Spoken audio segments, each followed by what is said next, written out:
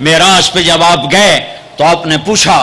یا اللہ ابراہیم آپ کے خلیل، موسیٰ آپ کے کلیم، داؤد کے لیے لوہا نرم، سلیمان کے لیے ہوا تابع اور عیسیٰ کے لیے مردہ زندہ، تو میرے لیے کیا ہے؟ تو اللہ تعالیٰ نے فرمایا اولیس قد آتیتک افضل من ذلک کلہ، اے میرے حبیب واہ تیرے لیے سب سے اعلیٰ سب سے اعلیٰ سب سے اعلیٰ کیا؟ یا اللہ کیا؟ کہ وہ یہ ہے کہ اللہ ذکرت الا ذکرت معی، قیامت تک تیرا میرا نام اکٹھا رہے گا، جدا نہیں ہو سکتا۔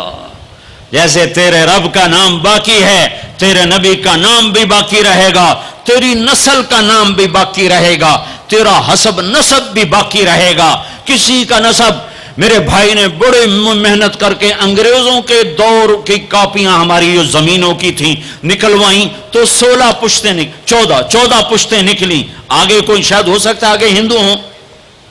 آگے کوئی نہیں نکلی، وہ میں نے لٹکایا اور ان کو یاد کر کر کر اللہ کی قسم میں 16 نام یاد نہیں کر سکا، اپنے پیو دادے کے 16 نام یاد نہیں کر سکا، لیکن میرے رب نے اپنے حبیب کی ہر ادا کو باقی رکھنا ہے، زندہ رکھنا ہے، کتابوں میں بھی، سینے میں بھی، زندگیوں میں بھی۔ میرے نبی کا نسب مجھے بڑا یاد ہے، بلکہ میں نے یہ سنانا کیوں شروع کیا؟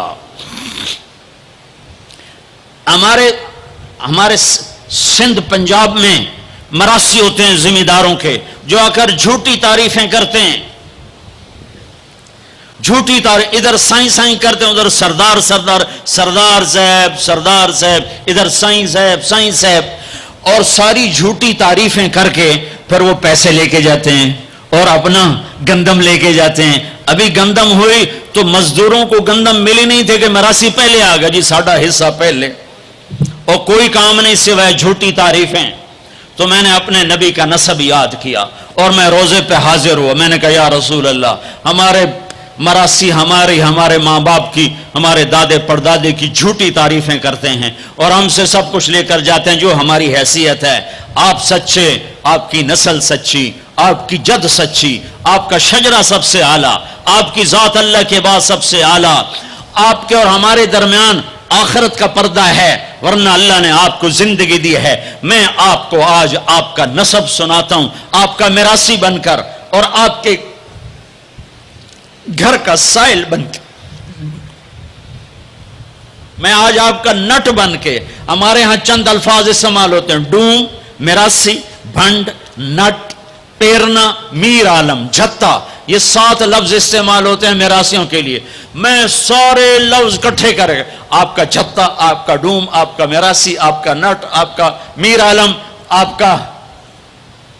آپ کی تعریف کرنے، آپ کے پیو دادی کی تعریف کرنے آپ کے در پر حال، آپ کا پیرنا، یہ ہمارے ہاں 7 نام ہوتے ہیں۔ میں نے کہا الصلاۃ والسلام علیک یا رسول اللہ بن عبداللہ بن عبد المطلب بن ہاشم بن عبد مناف بن قصی بن کلاب بن مرہ بن کعب بن لوی بن غالب بن فہر بن مالک بن نضر بن کنانہ بن خزیمہ بن مدرکہ بن الیاس بن مدر بن نزار بن معد بن عدنان بن اود بن حمیسہ بن سلامان بن عوس بن بوز بن قموال بن ابی بن عوام بن ناشد بن حزا بن بلداس بن یدلاف بن طابخ بن جاہم بن ناحش بن ماخی بن عیفی بن عبقر بن عبید بن الدعاء بن حمدان بن سنبر بن یثربی بن یحزن بن یلحن بن ارعوا بن عیدی بن زیشان بن عیسر بن اقناد بن ایہام بن مقصر بن ناحد بن زار بن سمی بن مزی بن عوض بن عرام بن قیدار بن اسماعیل بن ابراہیم بن آذر بن ناحور بن سروج بن رعو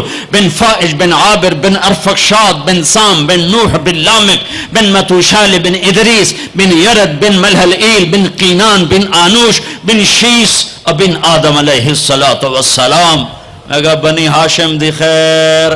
یوں تو کر نہیں سکا کہ شرطے کھڑے ہوتے ہیں، تو میں نے دل ہی دل میں کہا بنی ہاشم دے دیر سلامت،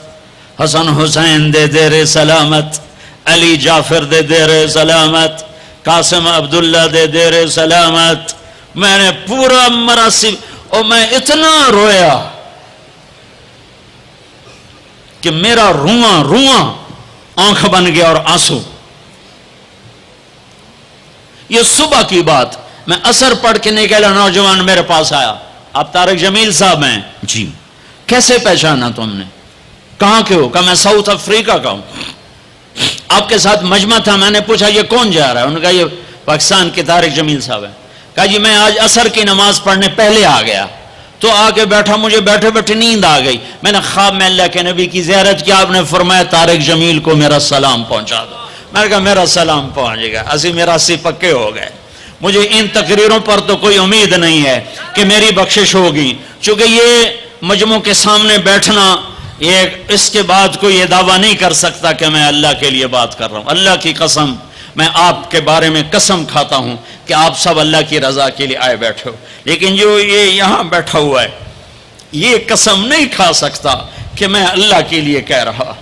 مجھے نہیں پتا میں کس کے لیے کہہ رہا ہوں، میں منہ سے کہتا ہوں میں اللہ کے لیے کہہ رہا ہوں، لیکن یہ موت پہ پتا چلے گا کہ اس کا مقصد واہ کی طلب تھی یا اللہ اس کے رسول کی طلب تھی۔ لیکن آپ پر مجھے 100% یقین ہے کہ آپ سب اللہ کے لیے آئے بیٹھے ہو، تو آپ کی طفیل شاید اللہ میری ریا کو بھی اخلاص میں تبدیل کر دے۔ تو میرے یہ تصور میرے دل میں، میں ہر بیان میں اپنے نبی کا شجرہ بیان کرتا ہوں۔ ویسے بھی ہم لوگ اپنے نبی سے نا آشنا ہیں، ہمیں پتہ نہیں ہمارا نبی تھا کون، ہمارا نبی کیسا تھا، ان کی زندگی کیسی تھی، ان کے گھر کا کیسا تھا نظام، باہر کا کیسا، ہم جانتے نہیں۔ ہم سیکھو سیکھو، اپنے حبیب کی معاشرت سیکھو، تجارت سیکھو۔ آپ طاقت میں آئے تو آپ نے کیا کیا، آپ تاجر بن کے آئے تو آپ نے کیا کیا، آپ خامن بنے تو آپ نے کیا کیا، آپ باپ بنے تو آپ نے کیا کیا، آپ جنگ میں آئے تو آپ نے کیا کیا، آپ نے ہتھیار اٹھائے تو آپ نے کیا کیا، آپ نے صلح کی تو آپ نے کیا کیا، آپ مسلح پر آئے تو آپ نے کیا کیا، آپ کی رات آئی تو آپ نے کیا کیا۔ سیکھو سیکھو، یہی تبلیغ کا پیغام ہے کہ تبلیغ میں نکل کر اللہ اس کے رسول کی مبارک اور پیاری زندگی مرنے سے پہلے سیکھو۔